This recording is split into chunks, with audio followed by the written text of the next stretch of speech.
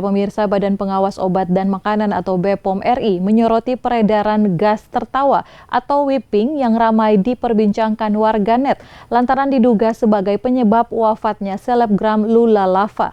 Selain telah melakukan evaluasi lebih lanjut, BPOM juga bakal melakukan pengawasan bersama dengan BNN, Kepolisian hingga Kementerian Kesehatan.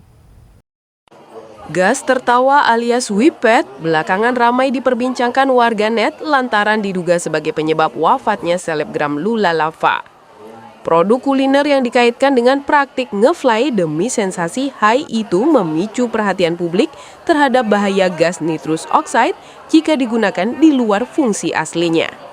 Menanggapi hal tersebut, Kepala Badan POM RI Taruna Ikrar pada Rabu siang mengungkap bahaya utama dari penyalahgunaan nitrogen oksida adalah terganggunya suplai oksigen dalam tubuh.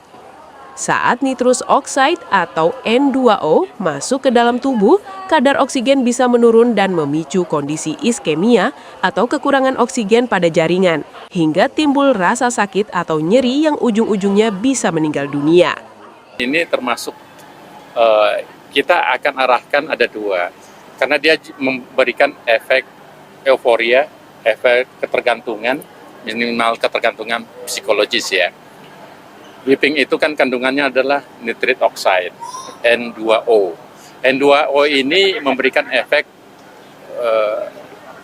bisa rileks dan seterusnya, tapi dampaknya dalam fase kualitas dan kapasitas tertentu dalam sistem darah kita, dia menimbulkan ketergantungan. Dan dampaknya, walaupun masih dievaluasi sekarang, tapi saya kira salah satu influencer yang meninggal itu salah satunya faktor. Kedepan, BPOM bahkan memperkuat pengawasan dengan menggandeng berbagai pihak terkait seperti Badan Narkotika Nasional BNN, Kepolisian, serta Kementerian Kesehatan. Kerjasama lintas sektor dinilai penting mengingat potensi penyalahgunaan zat tersebut sudah masuk ke ranah yang membahayakan masyarakat. Tim Liputan Jawa Post TV.